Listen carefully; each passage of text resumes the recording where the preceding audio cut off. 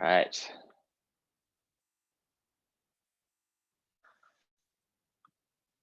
So again, said this lecture today and this week, we're going to be looking a little bit at color and how that can affect our design work, how we can use that to our benefit. A lot of there are sort of natural reactions that we have to color, and as designers, bridge this, right? We can kind of use our benefit to evoke certain moods.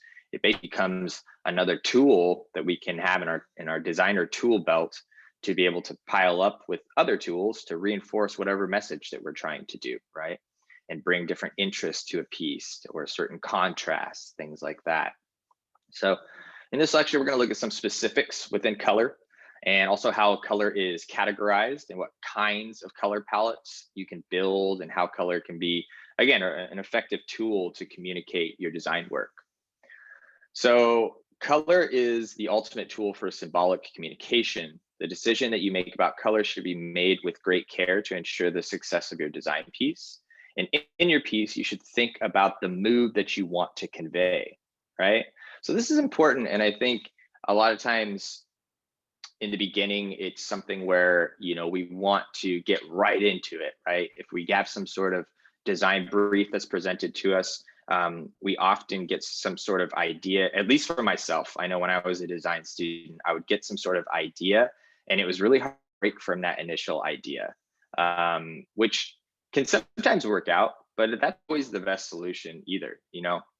Again, the ultimate goal here from a designer standpoint is to communicate some sort of messaging effectively, right? So really the best thing to do is to look at what your design problem is and what sort of tool you use to best communicate that message, right? And sometimes that may not be what your idea is once you start to get a better grasp of whatever the project may be. So by learning more about color and being able to know a little bit more about those sort of symbolic communications that can come through this, again, you can sort of leverage that to push your ideas a little bit further and to help to communicate whatever sort of mood or messaging that you're trying to convey through that particular work. And that can be really challenging within design. Color can often be a really challenging aspect to design and what choices you want to do, because there's so many choices, right? That sometimes it can be sometimes challenging to what the best solution for that given problem is. So that's why we're helping to sort of look at some of these fundamentals and hopefully start to give you guys a better appreciation, a little bit more knowledge on how you can use those moving forward here. So these are some beautiful examples of the use of color within some different designs here and how they apply to the context and the setting which they are trying to convey. On the left, we have an advertisement for Starbucks, which pulls in these sort of greens and these reds and clearly plays off of this traditional holiday palette of that color. And we have this reference to the Warhol piece here, which is this bright and colorful color palette incorporating, these strong contrast in lip colors and eyes, and then also using this strong black to create contrast within that imagery there.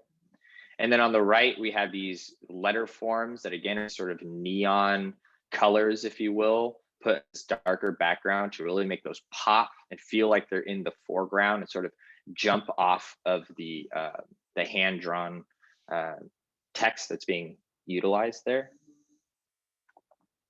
So color can evoke an emotion, and it can also help to identify an important element in your layout as well, lay the message of your communication. So for example, you could use a colored frame around a group of images to let your reader know that all of those images belong together, right? So looking at how we can utilize proximity and grouping things together, we can use color to help that as well, to create certain relationships within our piece. So this is an example here where we can see this orange being used within this black and white format to really make certain elements of this pamphlet pop out. We can see these large typographic forms and some of these additional graphic elements that are being placed on the page that are sort of overlaid over this black and white imagery here. And it really makes these elements stand out. And then on the left, we can see that we have this additional sort of pamphlet on the inside. And again, by utilizing all the same colors of that page, we know that this is some sort of smaller grouping of information, some sort of smaller set that we should focus on there as well. So that color is really it's being used in two different ways. It's being used, one, to create, again, a sense of hierarchy within the piece, points of emphasis, and also to create groupings, essentially, groupings within proximity and color and space there. Here's some other examples where we can see on the left, we have neon orange and pink illustration that are overlaid against each other in this sort of traditional illustrations in the background with these sans serif typography that's being placed on top. So the contrast between those two colors and that overlay creates a really interesting sort of relationship within that piece, and again, communicates two messages at the same time. Over on the right, we can see an example from the contents of the inside of a book, and we can see that they are separating these colors to separate the different sections of these books, right? It's a great way to use color as a navigation tool in design to sort of lead the eye and create that clear separation between these different sections that we can see here. Hey there, Hector, thank you for joining. So although color can make a layout more dynamic, it is important to consider why you want to use color and what you would like the color to achieve. So again, going back, right? What is your message? How is the color going to assist in that message or attract the viewer to that message? So think about what color is going to be most appropriate to your message and to your intended audience that you're trying to communicate to. On the left here, we can see an example for a Ram pickup truck, right? And they're utilizing this sort of vintage illustration style and this very muted and natural tones to convey, again, these sort of classic posters that you might see for some national parks or like that, right? It's this very graphic sort of approach. And again, it uses the colors to harmonize that a little bit further and to further communicate that sort of vintage look and feel that they are trying to achieve with this particular ad. Beautiful illustration, actually, for that. On the right, you can see that they are using these bright colors to really accent and create vibration that really pops off of some of this packaging for this particular brand. So although they don't necessarily use a limited color palette here, they are limiting it to these very bright neon colors and also some sort of neutrals to go along with that as well. That again creates some sort of system within there, creates this very attractive quality. It feels very modern. It feels very, welcoming. And not only are they using that color system there, but they're also utilizing obviously the logo and this additional sort of element that they're using to create patterns and then isolate within certain boxes. So that color just becomes part of this overall systematic thinking that they are using for this brand. So again, it's important to think about what the context is going to be used for the particular color that you are choosing, right?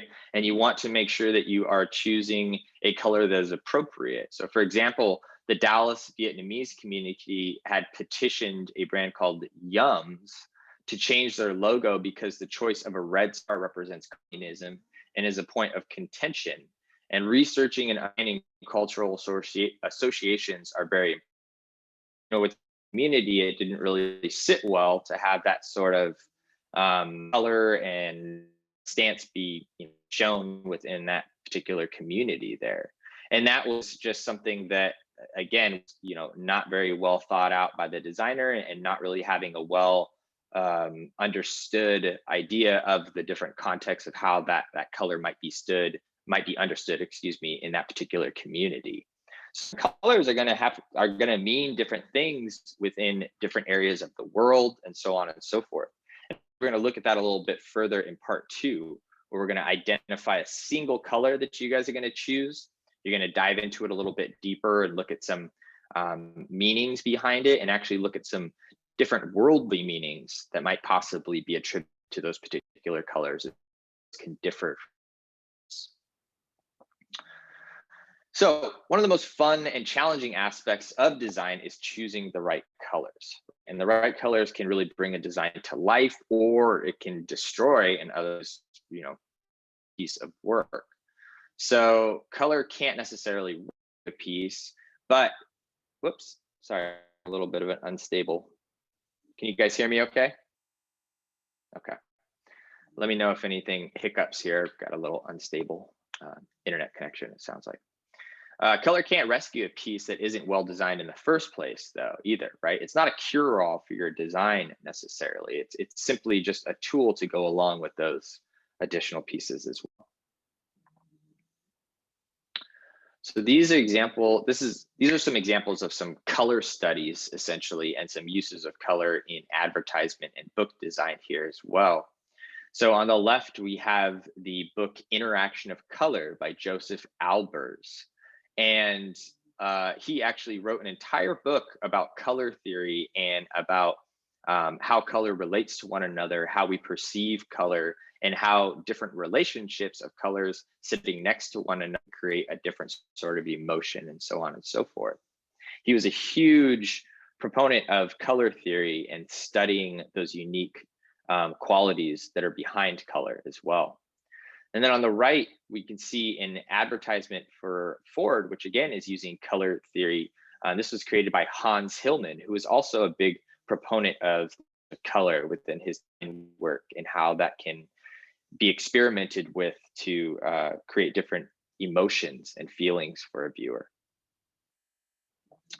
So generally, color is going to fall into 3 general categories, and those are going to be warm colors, which are like oranges and reds and yellows, cooler colors, which would be like blues and greens, and neutrals, right? Maybe blacks, whites, and grays, whites, and black.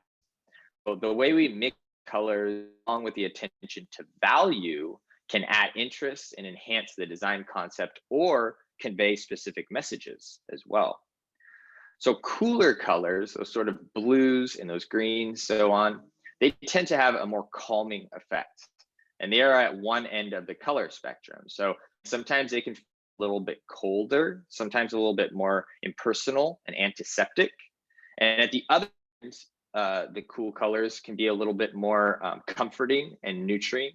So for example, blue, green, and the neutrals, whites, and gray, and silver are all of these sort of cool colors. And in nature, blue is essentially water and green is going to be plant life. So again, that can have a very natural and sort of life-sustaining duo between these combinations of blues and greens for natural and white sort of color palettes. Oftentimes see those colors being used in logos, right? If you're looking at some sort of company that might be used for some sort of environmental piece, a lot of times they'll reference greens for that.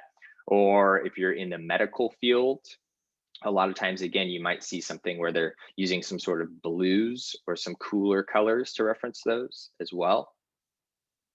So you might think of spas and bath products, things like that. That's sort of natural, calming, sort of cooler colors that might affect those as well. So over here on the left, we have an example from a cafe that utilizes these sort of blues and green combinations to, again, create a sort of calm and cool mood within this environment that they are going for. Natural woods that they're using inside there. And it feels like a very welcoming sort of space. And on the right, we can see an example where they're using blues here in this sort of chromatic palette. And it feels, again, very strong. It feels very professional for the sort of business report that they are creating.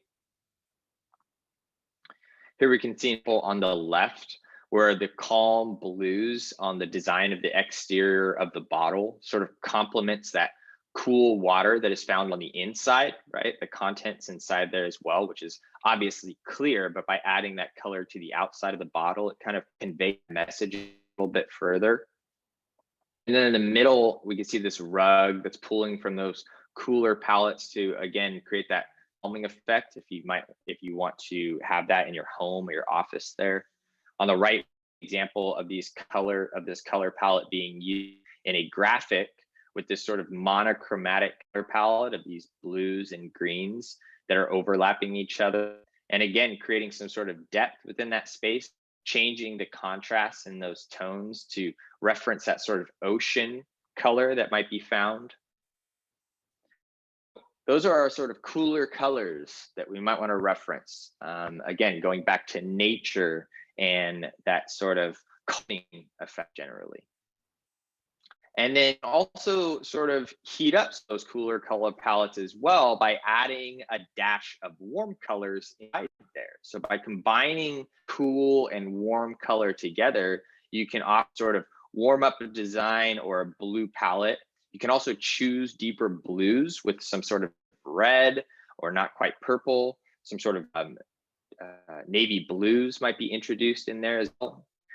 So here we see some examples of this sort of mixing of these color palettes, using a cooler color palette, but sprinkling a little bit of these warm colors in there to create points of emphasis. So on the left, we see this example of this bright yellow sticker adhered to this box, which again calls some information and sort of warms up the otherwise cool colors that are being used here with the natural sort of and then that bluish green leaves. You can see this poster that's being used with pretty much an overall blue background, that dark navy, and then those sort of those flowers, those warmer colors that really make those flowers sort of jump off the page. So generally, cool colors are going to appear smaller in a composition than warm colors, and they visually sort of recede on the page. So they visually sort of into the background a little bit further. So can visually overpower and stand over blue, even if they're used in sort of equal amounts. So this can be a tool that we can use to create balance within compositions, and also, again, create points of emphasis within different pieces of work.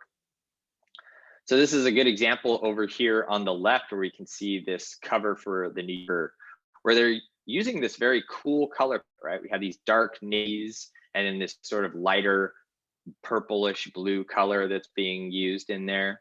But then that pop of red is really what attracts the viewer. It's really what makes up overall cool color palette that's being used there. It really makes that red come forward to the viewer while it sort of starts to recede into space. In the center here, we can see a poster for Florence and the Machine, the band Florence and the Machine, where again, we see this awesome illustration, this beautiful asymmetrical sort of composition, right?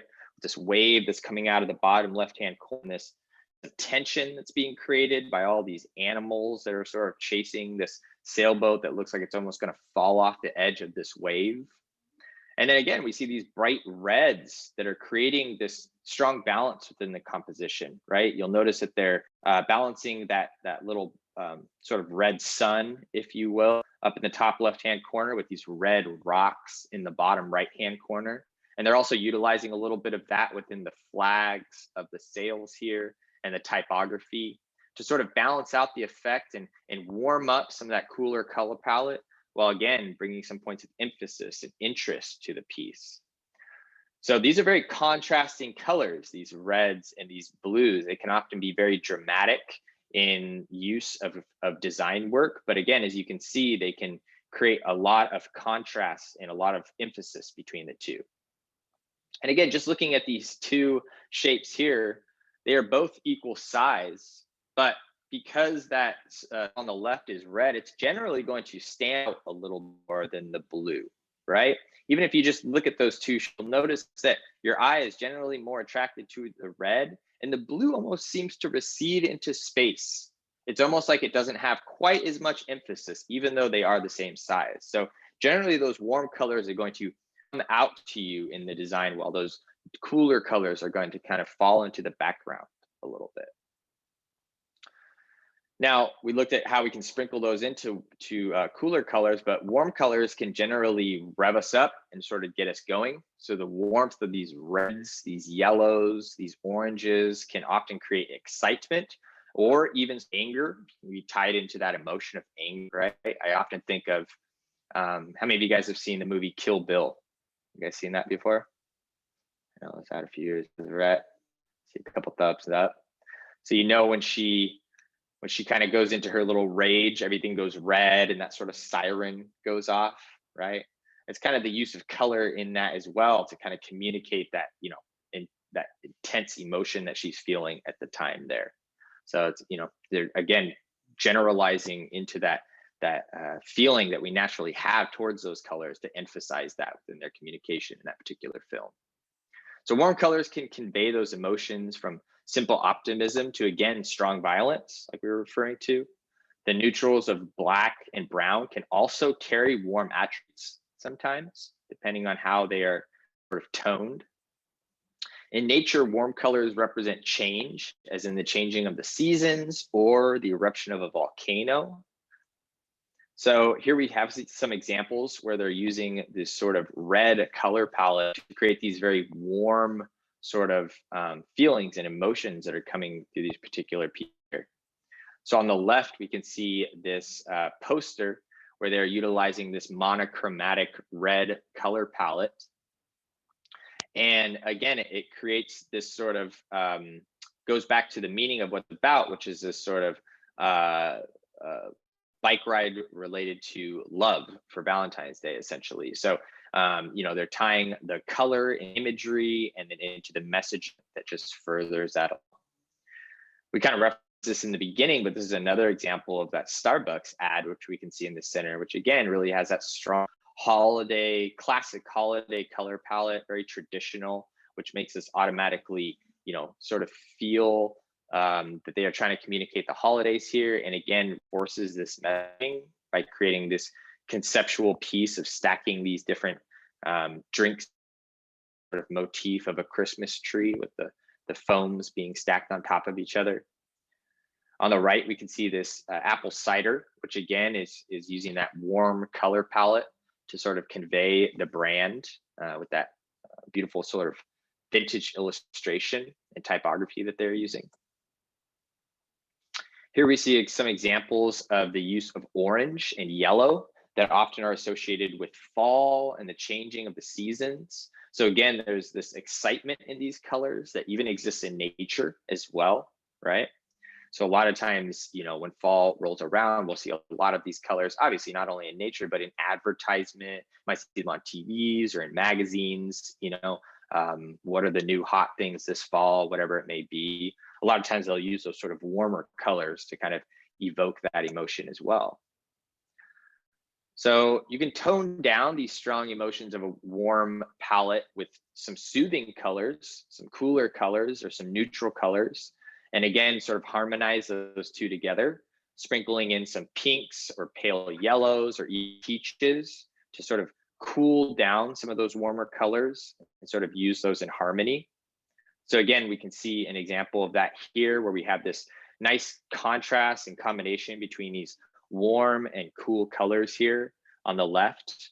And then, pulling in that warm color again within the tent to, again, create that sense of balance within the composition and a point of emphasis.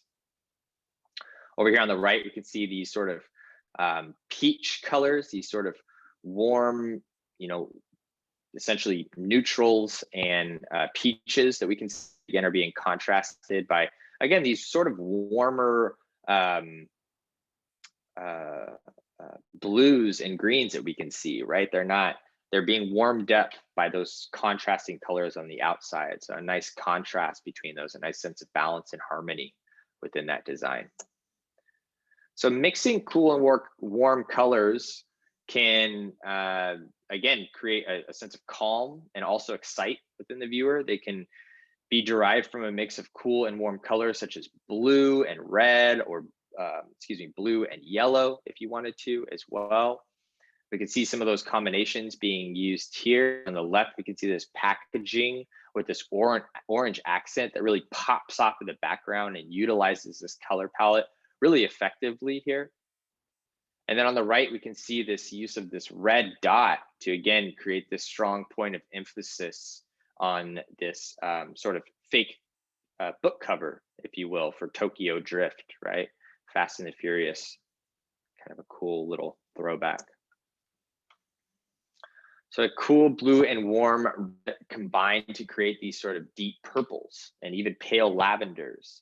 But to a lesser extent, the shades of this green, especially turquoise and teal, can have both a warming and cooling effect from that sort of warm yellow and also that sort of cool blue. So those can be interesting colors to play with. There's turquoises and teals because they can kind of live in both worlds.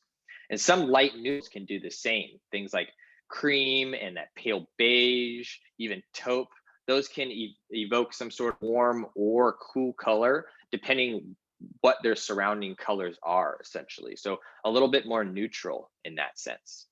So here we can see that this pink that's being used here feels a little bit warmer, right? In contrast to this sort of bluish green and this dark blue that's being used back here as well. Even though this is somewhat of a little bit more of a neutral tone, it feels a lot warmer in contrast to those. And then again, this sort of scale that's happening on the right-hand side where we have these cooler colors that are being warmed up as you get to the top. But even as you get to the top here, where it should be sort of the warmest, they're kind of going back to that sort of cooler purple, if you will. So a little bit of a neutral zone, both in this purple at the top here, as well as this sort of turquoise bottom. And you can see, again, those can be used really nicely to create that sort of harmony within that space and live in both of those worlds, those warm and those cool colors, depending on what they're surrounded by. So besides those sort of warms and cools, we also have neutral colors. And these are going to be things like black, white, silver, gray, and brown.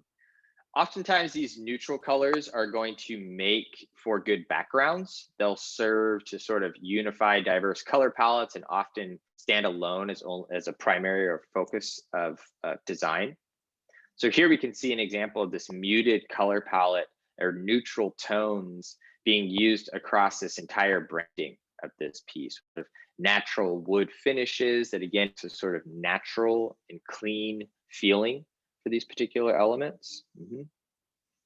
And they're being contrasted again with this sort of craft paper and these grays, and even the woods there are kind of sort of neutral inside there as well. So kind of tying into nature here a little bit to that sort of craftsmanship by utilizing that wood finish. Neutral colors can help to put the focus on other colors as well. They can help to sort of, again, act as sort of a neutral background to let other things sort of become the points of emphasis. And they can also serve to tone down colors that might otherwise be sort of overpowering on their own. So to some extent, blacks, browns, tans, golds, beige colors are sort of considered warm, while white, ivory, silver, and gray are somewhat cooler colors, depending. So yet these warm and cool color attributes are flexible. So again, if you go into like your grays, for example, you'll have warm grays, have cool grays. Oftentimes the warm grays are going to be, blacks and whites added together with a little bit of yellow possibly, or a little bit of red to add a little bit of warmth to that. While your cooler grays will be white with a little bit of blue added to that, or green pop to cool that color down. So at the top, we can see an example of this being used, right? Where we can see this obvious blue color here, which is a cool color palette. And then this gray, which is used as sort of a neutral background here for this specific packaging. It's sort of a grayish silver, I guess, if you will, but it really takes on more of a cooler attribute, again, because of the tone that it has, as well as the surrounding elements, colors around it. Down at the bottom left, we can see this gold here, which takes on a sort of warmer color palette, if you will, sort of invoking some of those yellows within certain lights, even if it does have some brightness to it. Over here on the right, see this sort of craft paper, which again is taking on more of a, even though it's a neutral, it's a brown, it's taking on more of a warmer sort of palette to it. And that has, again, but to thing that's on it, also the position of that warmer peak that's being put next to it as well. So lots to take into account when we're picking out these colors, but even some of those neutrals can kind of take on some of the attributes depending how they are created. So just to recap here a little bit, right? We have our cooler colors, which are going to be our blues, our greens, even our turquoises, and kind of our silvers. Those are going to have more of a calmer effect, tie into nature a little bit more, thinking about water, right? Mixing that sort of color with a little bit of those warmer tones can add to colors like purple or lavender. Again, green and turquoise would kind of fall into this little bit of a warmer but cool color. And then our warm colors, our bright, exciting warm color, are going to be things like reds and pinks and yellows, golds and orange. And we can think of the natural things of those, right? Like the seasons, the changing, that excitement, things like fire as well, that can kind of create that sense of excitement there.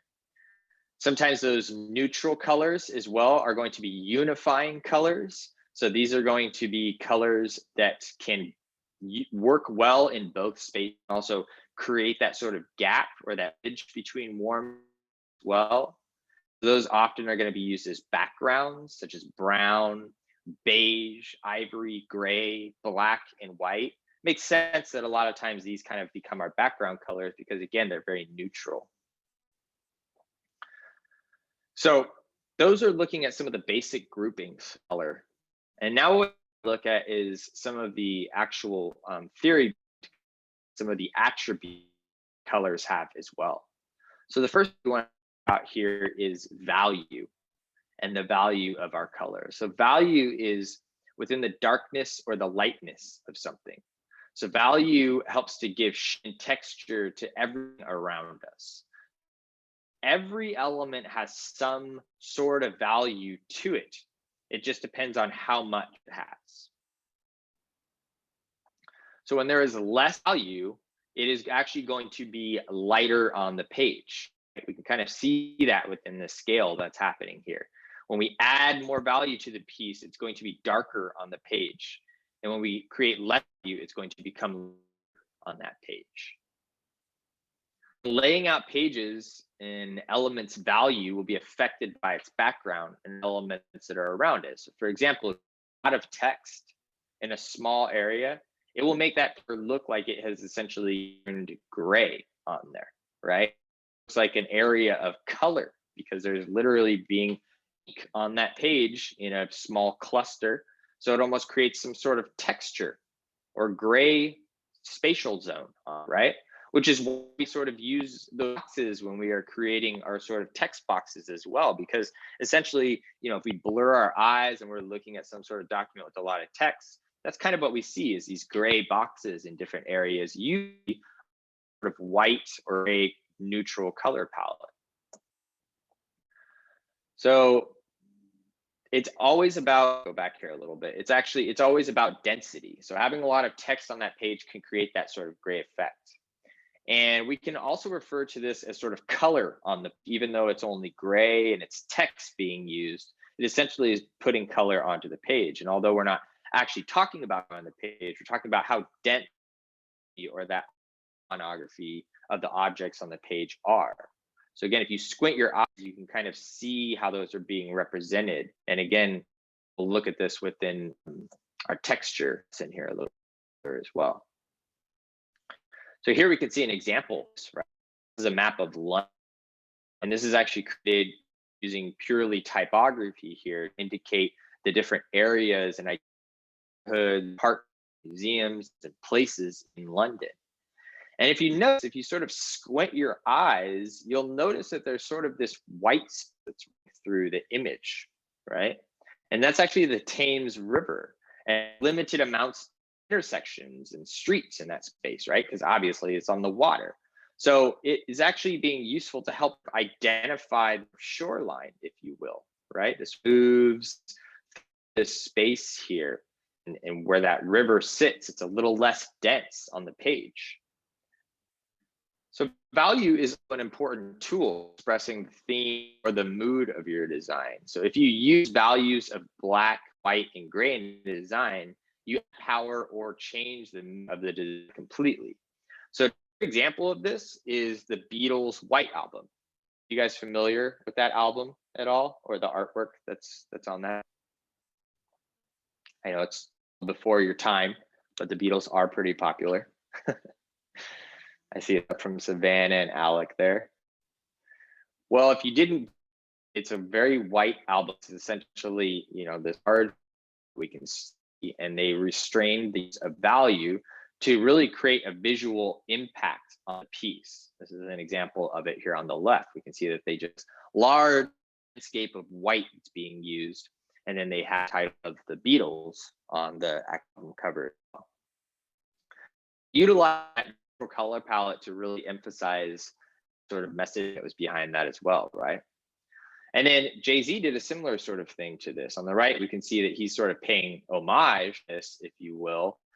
He sort of is flipping the script here a little bit and using these sort of dark tonal values of black to sort of fit this theme of his particular album, the Black Album, right? So he's kind of inting this a little. That's right. Josh throwing that fire out there, right?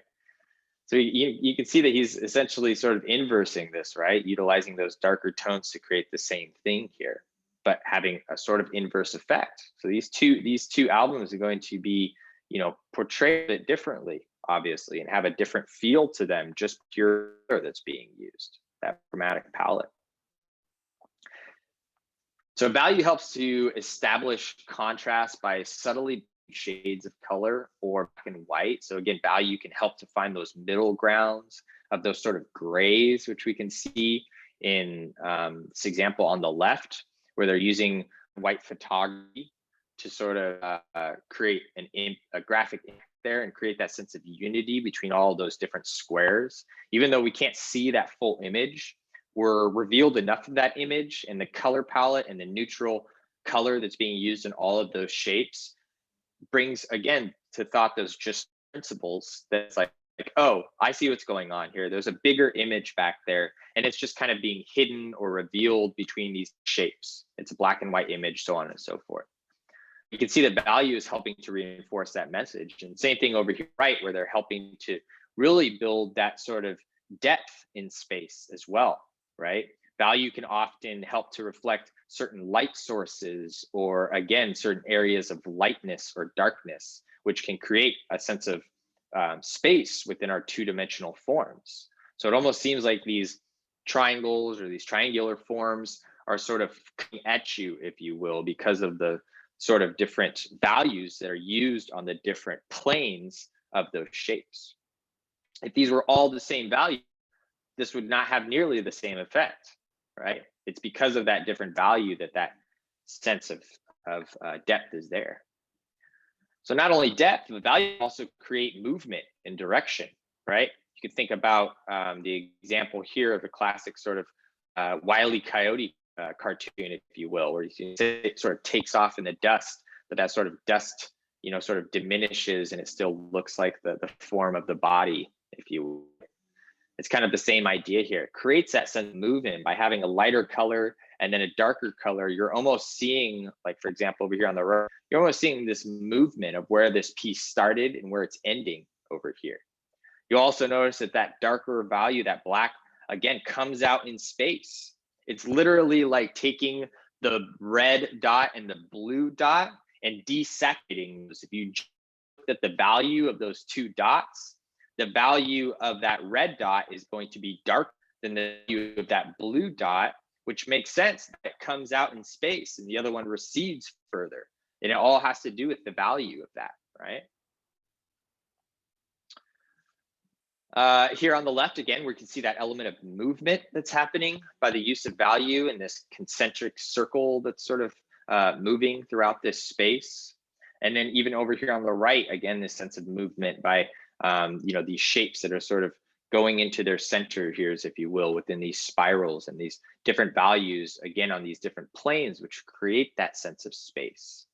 So value is going on in every color that we see, right? It's going to be essentially how light and how dark that sort of the value you're choosing for that particular color is. So in order to make it easier to see the relationship between colors, the concept of modern color wheel was developed around the 18th century. And these early wheels sort of plot different primary colors around a circle.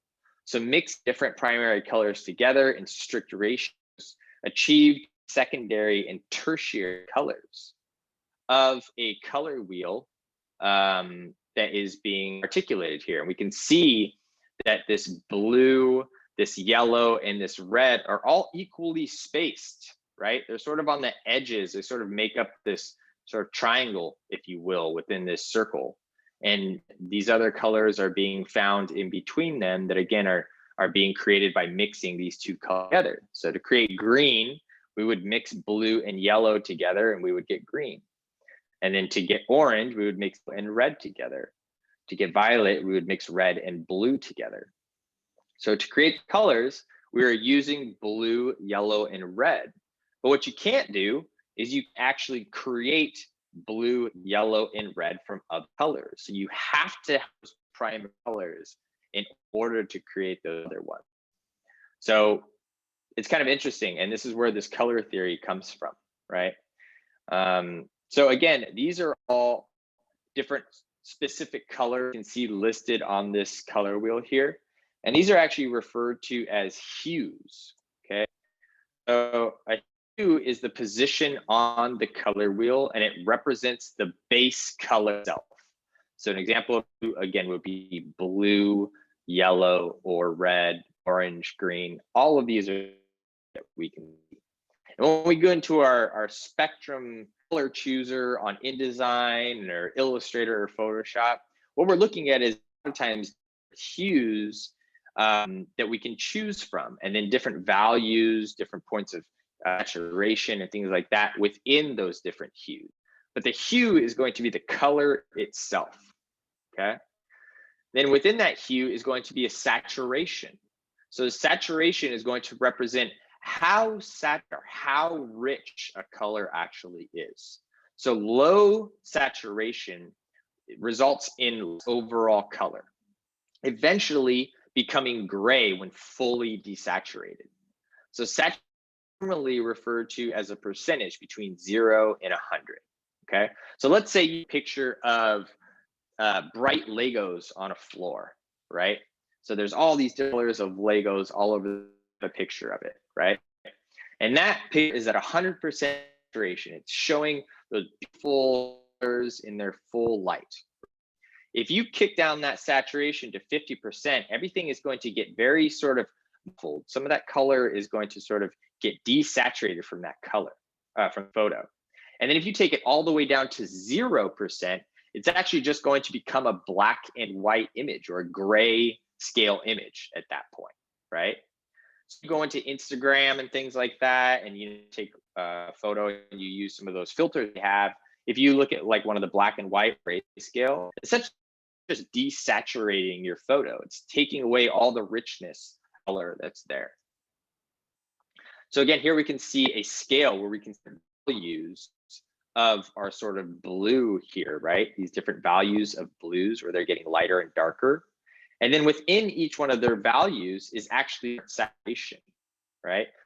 Lighter value here be desaturated, will become a, then this darker blue here from when it is desaturated, that becomes a darker gray. And it makes sense because you have light blue Legos, dark blue Legos, brown, and we desaturate that. We're see that that's a lighter gray color and a darker gray color and then white, right? Does that make sense to everybody? Yeah.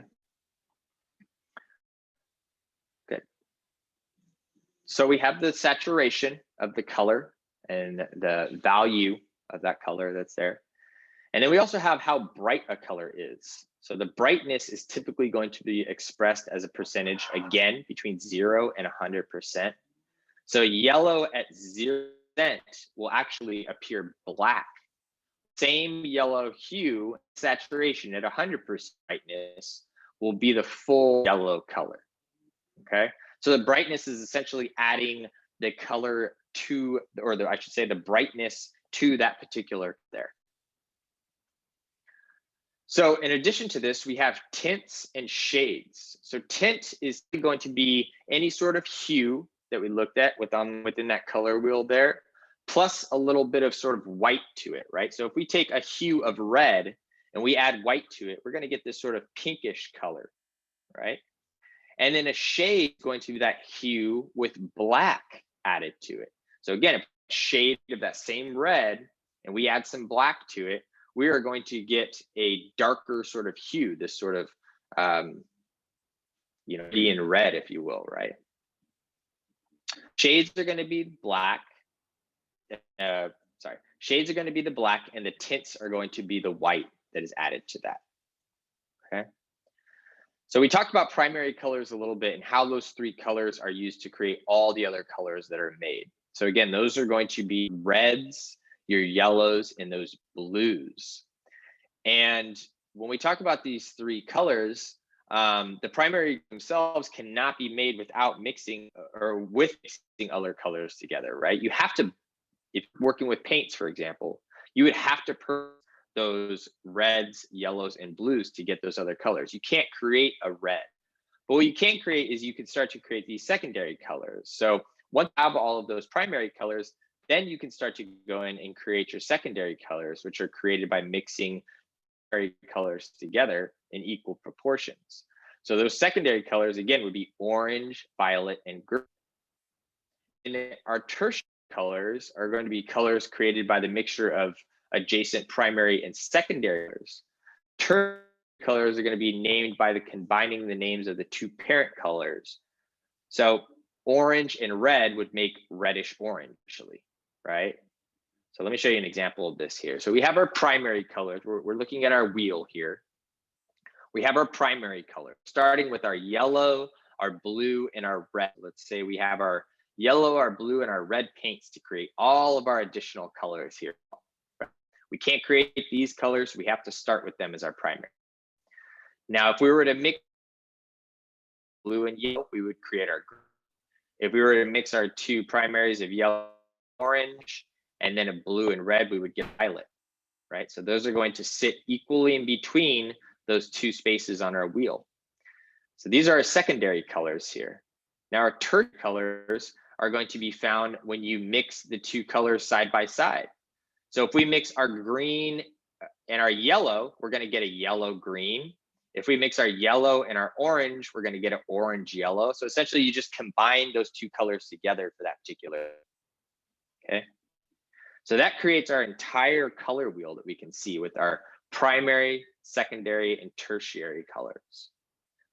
So the color wheel allows us to see at a glance colors are complementary, which means opposite of each other on that color wheel, or which colors are going to be analogous to each other, which means adjacent or near to each other. You also have different positions such as triadic, which is going to be essentially a triangle between those different colors on the wheel. And each one of these relationships can produce pleasing color combinations and can be a nice reference to use as designers as well. There's a lot of pleasing combinations of relationships, and obviously, a lot within color theory, but that is a good way to kind of get started within design. Talk about a couple other pieces of terminology here that we're going to refer to. And you might have heard this earlier in the lecture as well, and that's monochromatic. So monochromatic color combination based on variations in value and saturation of a single hue. So maybe, for example, taking blue and adding a little white to it, adding a little black to it, adding a little gray to it, but all of it staying within that color of hue, right? So you might get like a blue, a navy blue, and then some, lightish color blue, maybe even adding a gray that has a bit of a cooler tone as well, or even a black. all of that can still be considered a monochromatic color palette because it's all basically feels like it's coming within the value of blue there, right? It's all within that same color. So monochromatic color scheme is, again, it's going to stay on one little piece of pie on this, will, right? If you go with this sort of blue value, it's either going to be darker blues or light blues, and that's be that monochromatic. Mono being one, chromatic being chromo, which, you know, color essentially, right? What we see. So color. So these are different examples of that. These blue monochromatics, reds, and bluish greens down here, turquoises. So the next relationship is going to be analogous colors. And these are going to be color combinations that are based on 3 or 4 adjacent hues, or hues that are found right around each other within that color wheel. So creating these often very harmonious sort of color scheme, right? So think about things like red and orange and yellow that might create some sort of fall seasoning, if you will. Or again, like we said here, you get orange or red and violet. Those can all be considered analogous. So again, if we look here, we can see this yellow, this orange yellow, and this orange all being used together. We're using different values, but we're using values that are found right next to each other on the color wheel. And again, these are harmonious color palettes, not a contrast. Nice harmonious color palettes. We can even see this color palette could definitely be used for some sort of fall design or something like that. Now, obviously, if you go into different values, you can put surrounding colors around them as well, like we can see in these examples. Monochromatic, which is going to be a singular color. Your analogous, which is going to be colors found right around it, very similar colors. We also have analogous complementary. So this is going to be similar to split complementary, where it uses 3 analogous colors and 1 of its complements within the composition to allow for harmony and contrast at the same time. So again, this would be considered a split complementary. So here you have these complementary colors, blue and green, right? Very close to one another on the color wheel. And then using this split complementary color of this reddish orange all the way across from you, right? So here you get this sense of harmony, balance between these colors, and then this nice sense of contrast in those colors that are being used from that color sit in that color wheel, right? Because you know whatever is going to be opposite of that color wheel is going to be contrasting of that color, and what's right around it is going to be very similar. So to kind of pair those up can create very strong designs as well. So complementary is going to be color combinations or hues, again, lie completely opposite each other on that color wheel. And when they're used together, this actually creates the highest intensity or contrast between colors and how they're used. When mixed together in various degrees, create neutrals such as red and green used together, yellow, violet, blue, and orange. So all of those complementary colors are going to have strong contrast and also pair well with the color that is found opposite of the color wheel. So here we can see here with the orange and the yellow found opposite of the blue and the violet. So if I were to choose the green, you can see the complementary color of that is red, right? So we can see some examples over here. Again, strong contrast in those. If you look at these, what you might even start to, what I kind of start to think about a little bit is like sports, right? Sports teams. So, you know, you'll see that some of these colors, you might attribute them to some familiar sports teams that you might know, because again, they use these contrasting colors as well. So the tetrad, otherwise known as double complementary, these are just some relationships of the wheel, not nearly as popular as the complement and split complementary, analogous, and monochromatic, but still important to have some sort of understanding. So this is going to be made up of 2 pairs of complements that can give you sort of bold, balanced color schemes. So this is essentially a rectangle or a sort of square within your color. So you're using these sort of split complementary colors in combination with analogous colors as well, right? Again, using that those 4 different colors to create that relationship. Triadic, this is going to be essentially that an equilateral triangle that's made within that color wheel there that would pull together different color combinations. Again, we can see the triadic would be the primary colors, the yellow, blue, and the red, as well as things like maybe violet, the orange, and the green, which we can see here, or even secondary colors, orange, yellow, bluish green, violet, red at the bottom here. So triadic color schemes can be very strong used as well. So when using color in your work, harmonizing colors next to each other on the color wheel, and harmonizing these colors within your work is going to be really important moving forward here. And have a clear understanding of that sort of color theory, of that color wheel, and some of those relationships that these colors have each other, excuse me. Often harmonizing colors that are close to one another on the color wheel will create that harmony and balance. And then using one opposite of the color to create that contrast. That's what you're looking for as well. So here we can see some examples where they're using these very neutral sort of color palette, quite monochromatic, but they're all sort of analogous colors that are being used, right? Found next to each other on that color wheel. These sort of greens and these blues and even of these yellowish greens, if you will, here, and then these oranges and this and yellow used on this center packaging. All this creates a very calming, new sort of effect without a lot of contrast to the piece. It makes it all feel like it's part of this overall system within the composition, right? So analogous colors are next to each other or separated by one another on the color wheel. However, separating them on the page with other colors can also work them together as well. So here we can see this sort of analogous colors being used on this Andrew Bird poster on the left, with these yellows and these oranges being complemented by these neutral blacks on here as well.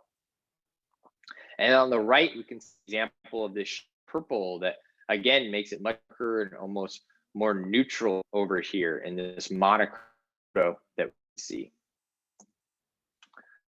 So complementary colors are going to opposite each other on the color wheel. We talked about those. Those would be the red and the green. They can often work well together, but can also clash when they have combinations. Sometimes complementary colors can create too much contrast and too much vibration on the page. Complementary colors printed side by side can often create making less desirable creations as well. So you want to be careful when you're using the contrasting colors. Sometimes this can be used to your advantage, but you want to choose, for example, here on the left, when they're choosing these sort of blues to go along with these reds, you'll notice that they're choosing turquoise blues, if you will, right? Making it a little bit more neutral than a very stark value of blue that might create too much vibration, too much contrast on that piece. Here again, we can see the photography that's being used in the center here with these contrast colors and shadings and tones that's being worked there. And then on the right with those complementary colors of the yellows and the purples, that again, the purple acting as more of a background and that warmer really popping out foreground, getting that emphasis. So using a brighter, like we said before, can create that point as well and tell the reader where to look. Often be a really strong tool with the use of neutral colors. The use of bright colors together can help create a feeling of excitement within a piece. So here I can see this packaging that utilizes different brightly covered packaging, all with these sort of neutral blacks being printed on there. And then on the right, we can see these bright contrasting colors that really create some vibration when they're positioned next to each other here within this color palette. So this is actually very similar to what we're going to be working on in part 1 of this assignment this week. we are going to be looking for different photos, and we are going to be trying to pull colors and reference photos within that particular image. We're actually going to be looking for monochromatic photos, so photos or images that essentially are only using one value or one hue. And we're going to be identifying some of those colors and creating a color palette based on that. So this can often be a useful tool as designers to help sort of unify a layout or correspond with some sort of type in the background as well. The use of colors such as pastels often create a sort of soothing mood, while bright can be used to create excitement as well, right? So pastels can often create a little bit more of a calming effect, while neons are again going to amp things up. So that different approach that we have towards values of color as well. So all of these things are going to come into effect here within your use of color and design. And again, what we want to do as designers is first start to analyze colors within different pieces of work a little.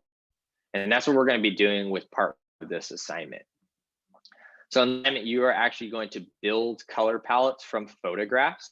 So you're going to start by finding images that dominantly feature the following colors. And these are going to be listed on the assignment sheet, but it's going to be red, pink, orange, yellow, blue, green, purple, and then one neutral color, something like a beige, a gray, or a taupe color. Then you're also going to have a black and a white. So essentially you'll be finding 10 photos, which are primarily that color, right? And you're going to be placing these into a template that's provided to you in part 1 of this module. And then you're going to be pulling colors from that image to build a unique color palette using design. So once you're done with part 1, once you have all 10 of your images and you have all the different colors that have been called out for that particular color palette for those images, you're then going to your favorite color that you've chosen out of all 10 images, your favorite color, and you're going to apply the RG and the CMYK color values to those, which are found within the operating system here, which we'll get into a little bit more on Wednesday, actually. But you're going to be figuring out what that color is within the RGB and CMYK color values. And then we're actually going to be using that particular color that you choose for part 2 of this assignment, where you're going to be creating a name that color and creating some a layout with different words that tie into the different meaning or emotions that are related to that color as well. So for the particular assignment though, for part 1 here, again, what we're going to be doing is we're going to be finding these 10 images that are related to those specific colors that I listed out. We'll look at the assignment sheet so you guys can reference those exactly. I'll also show you some where you find some of the resolution graphs. But this is essentially an example of one of these. So it might be for your color blue, okay? So in this image here, we have this sort of door, right? And the primary color found within this image is blue, wouldn't you say? Say probably about 80% of this image is this blue door here, right? There might be different values of that blue, whether it's very dark or very light, but I would say about 75% of this image is blue, okay? And then from this image, even though 75 to 80% of this image is blue, what we're actually trying to do is we're trying to go in and create a unique color palette that can still create a lot of contrast within it. It's not like you have to choose all different values of blue. You're actually looking for neat colors within that photo. But what you'll notice is within this image here, we were able to pull these 5 unique colors that have a really nice color combination within each other, right? This is a great, really useful practice as a designer, because again, oftentimes it's very difficult to figure out what you want to do, what colors you want to use, right? And so sometimes, let's say we're doing something for an environmental company, for example, right? Maybe you want to find an image that would be related to the environment, a forest or something like that. You want to find the image that is, again, primarily green. But then within that color palette, you might very unique colors, right? You might find some yellow flowers in there, or some bark on a tree, or some blue that's coming through in a stream within that forest. So even though 80% of that image is green, you're able to this very unique and a variety of colors to create that color palette. So even here, they're referencing the browns from the sort of wood that's being found behind some of the peeling paint, or possibly even some of the glass off the hardware. They're choosing this sort of neutral gray, which again, found in some of these bright highlights on some parts of the door here. Then of course they have their darker blue, which is found somewhere inside some of these values here. And then that main blue, which is really the predominant color being used. And even black, right? And some of these dark recesses here of the image as well. So this is what I want you guys to do as you guys are going through. I want you to be finding images that are 80% the color that we were calling out and that we're looking for. But once you've chosen that photo, to create a nice diverse color palette within that photo that is chosen. Okay. Any questions on that right now before we move this assignment a little bit closer here, or part one of the assignment, I should say? Got that, Ronnie, thank you. Any questions about just the lecture as a whole? I know that's a lot to cover. Like I said, it's a subject, but is there anything that you guys want me to recap on?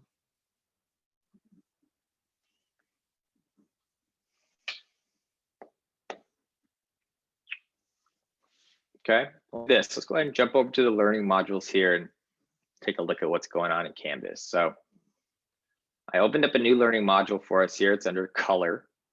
If you go into the announcements, it should link right to as well. I think I linked to that. If not, you can go right into the learning modules here.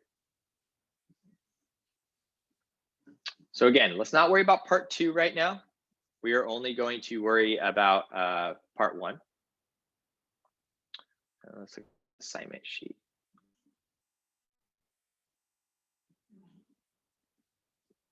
Okay, so again, this is going to be our photographic palettes. So again, in this assignment, you're going to be building color palettes from photographs. So this is a technique that is frequently used by designers. No lie, I mean, this is seriously a really helpful technique that you can use moving forward. I still use this to this day, to be honest. Instead of just going in and randomly picking stuff, a lot of times I'll choose some sort of reference related to the topic is and pull inspiration, even if it's one particular image, inspiration for the collection of images or something like that.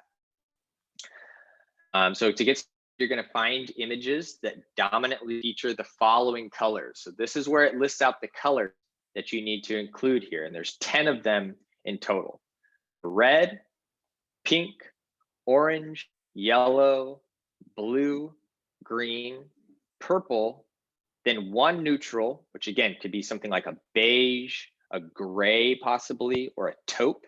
Taupe would be like kind of a ivory color, if you will. And then also a white and a black. So in total, that's going to be 10 different images for these colors. Okay, starting here, coming down to here.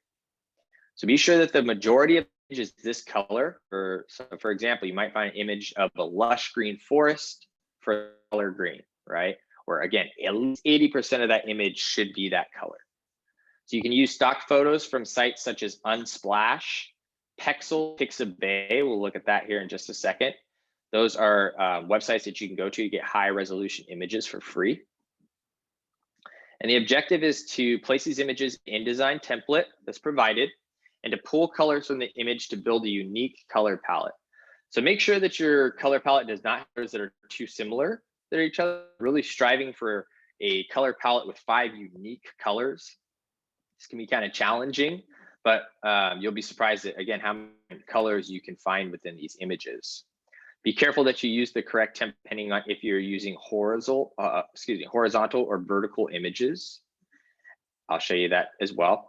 After you've made all 10 of the compositions, digitally pick your favorite color and label it as RGB CMYK. This can be found in the color menu and can be toggled between RGB and CMYK in the small drop-down menu. Be sure to watch the tutorial video if needed when working with InDesign. So we're actually going to go over that today in class. So once you're done with all that, you're going to save this out as a PDF and submit it to the color assignment section, part 1 in case here. All right. So let's do this. That is part 1. We'll look at part 2 on Wednesday. Let's take a look at our template here for part 1. But before we do that, let's look at these previous examples here so you can kind of get a clear understanding. And then we'll go through doing the practice ourselves. So, for example, here we have some different images, right? And you'll notice that, again, each one of these images has 5 additional boxes around it. These colors are all going to be chosen within the particular image that's being referenced. So I really encourage you guys to create a nice diversity of color with these. To be honest, this one, I think I actually need to change this example, to be honest with you. To be honest, this one here for green, I don't think this has enough diversity in it. Obviously, there is definitely 80%, probably more like 95% to 100% green in this image. I would actually be looking for something with a little bit more diversity inside here. Something this, I think, is doing a much better job of it, where even within this image that is primarily purple, you are still getting these nice elements of this like greenish in here. You could even pull from these whites or possibly even this black down here as well to create more diversity. Yeah, exactly. The gummies one was probably not the best example here. So I think using these ones here where you're kind of getting into a little bit more diversity, you know, even this one here, I would personally reference like the orange from the window there to really create that strong contrast in this image.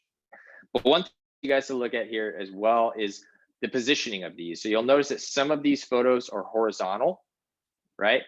Like this one here, one is vertical. So one thing to take a look at within the template provided is that there's 2 different templates. There's one for a vertical image and there's one for a horizontal image, okay? That's one to take note of as you're working through this template. So let's do this. Let's go ahead and download this template and get started. We're going to look at this video actually on Wednesday, so you can watch that on your own, or we can check that out on Wednesday. So the previous examples are there for you to look at.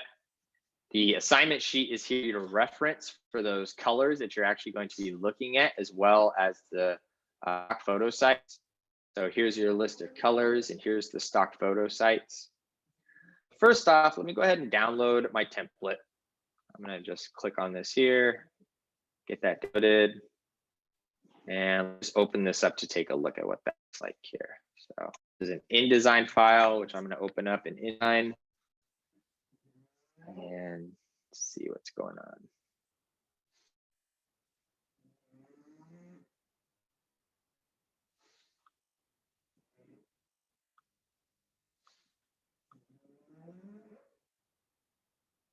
Oops, give me a guys, let me restart my InDesign.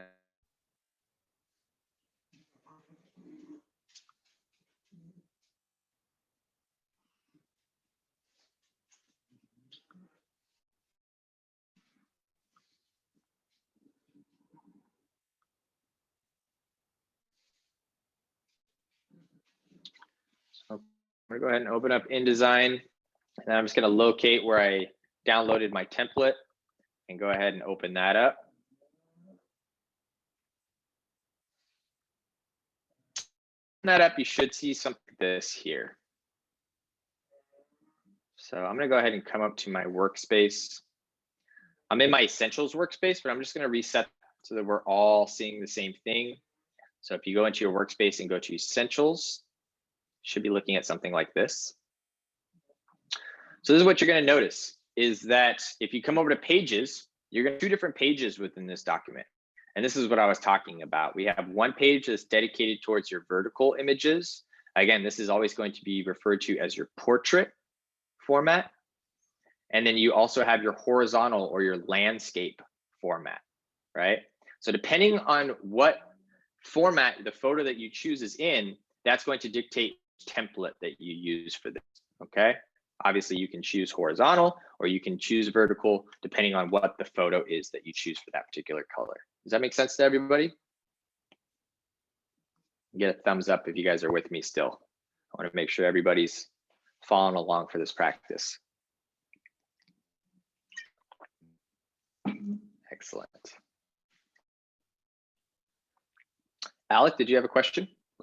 Yeah, can we do both of them? Both vertical and horizontal? Yeah. Yeah, it would just depend on which format your photo is. So for example, you might find within your 10 photos that you're going to find, you might find 5 vertical photos and you might find 5 horizontal photos, and use whichever page corresponds to that form. Does that make sense? Yes, thank you. Yep. So, okay, let's just start here. We have our pages open. So let's actually go through and start looking for some of our images now. All right, so I'm gonna jump back here and look at this color on my list. So again, that's a getting started section. Bullet point these. I know they get a little lost in here. So the first color here is red, right? And again, right below that, you'll notice that I added in 3 different websites here for you guys to reference for high resolution photos. So the first one is going to be Unsplash.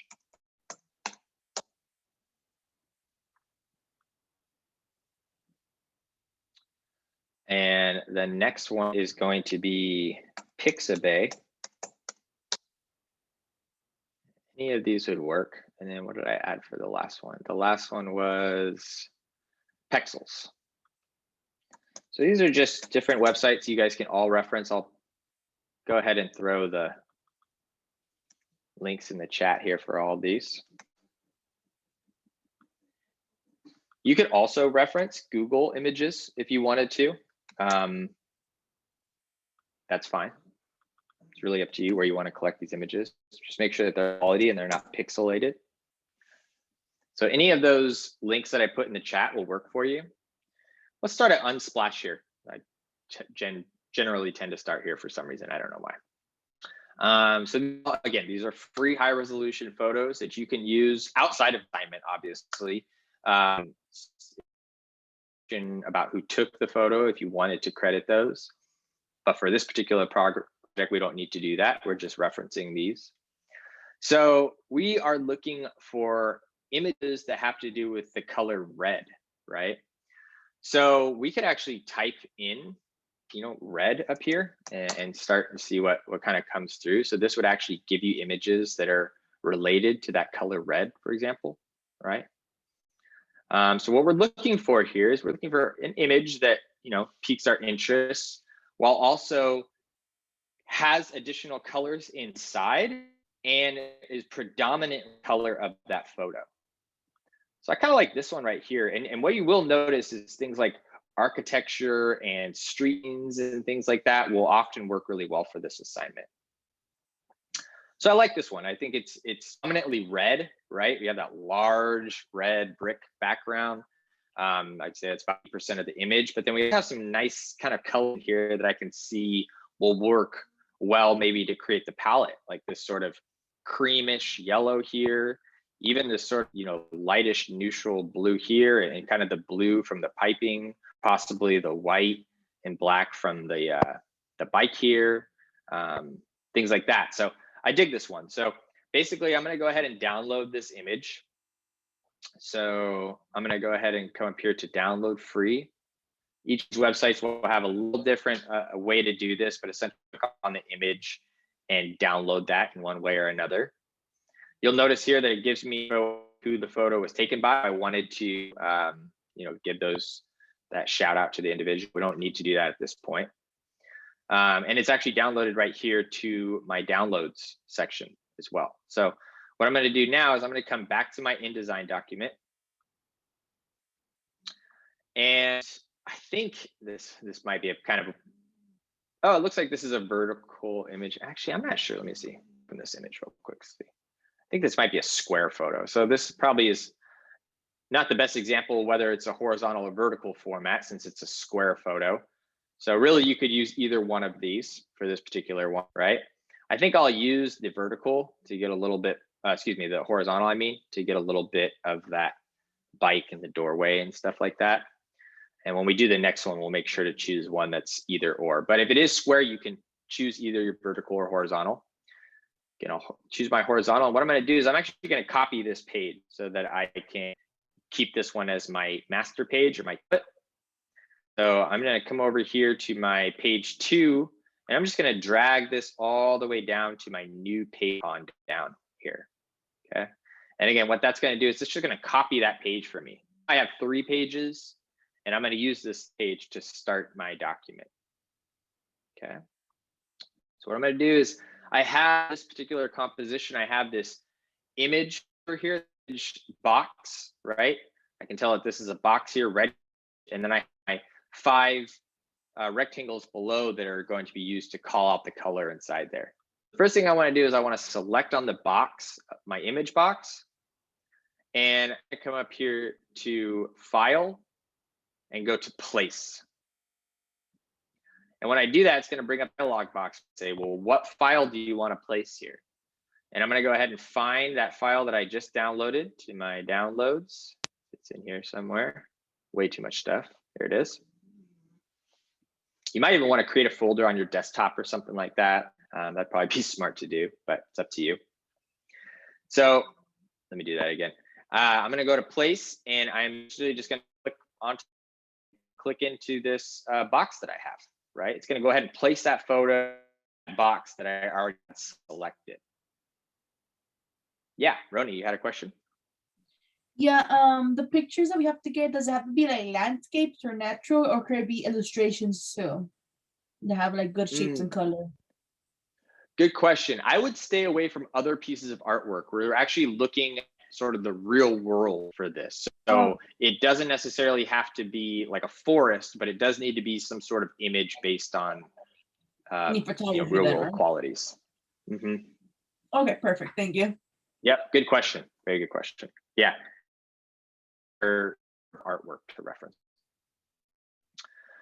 So I was able to put my image inside there by going to File and Place, but you'll notice, it's not showing me all of my image. I have this image box here, and then behind it, image is actually much bigger inside that box, right? So I can actually right-click on this box, and let's see, if I come down to fitting, you'll notice that I have a couple different options here. So I can either go to fill frame proportionately, fit content proportionately, fit content. All the different things are going to work to how that image fits inside that image box. So in this particular case, I want to go to fill frame proportionately, because I want to make sure that the whole frame is filled in, but I also don't want to distort that image, right? So now what that does is it shows you my whole image, and I can now see that I can access all these different colors here. You can actually move that image around because I actually have a little bit of space within this image. Square, I know that I still have information at the top and the bottom. If you come to your white arrow tool and you select on that image, you can actually move that image within the image. See that? I can see that my image is actually above this and below my image box here. And with my white arrow tool, I can maneuver that image to be. So maybe I want to bring it just a little bit, something like that. So now that I have that in the place that I want in that composition, I'll zoom in a little bit. Now I can go through and start to select my colors, right? I'm going to select on my first square here. And I'm actually going to use my eyedropper tool to select these different colors. So by using my eyedropper tool here on the left, as long as I have one of those shapes selected, I can come over to my eyedropper tool, and I can just hover inside of this image anywhere I want and go ahead and select one of these colors. So I'm going to zoom in a little more, and I'm just going to go with this kind of basic red, I think, at this point, to get that overall color red. So I just clicked in red brick there, and it changed that rectangle to red there, right? Because I had that select. So now I have my red color, and if I wanted to, I could always hit my option key and select a different portion of this if I wasn't completely happy with that red. So notice that right now my ink dropper is loaded up. It's kind of when I first my ink dropper, it starts in this sort of 2 o'clock position, right? And it's empty inside that little vial. And as soon as I click on something, it will take the attributes of that color and sort of fit the eyedropper. You noticed how it went from 2 o'clock to kind of 10 o'clock now, and it almost looks like it's filled up with a little bit of liquid.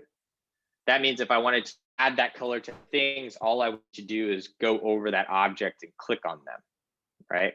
So that means that basically I have that eye dropped up. So that's just a little extra thing. We don't need to do that for this particular one. All we are trying to do is select these colors from this image. So I got my first shape there, that looks good. I'm gonna select on my second shape and go back to my eyedropper tool.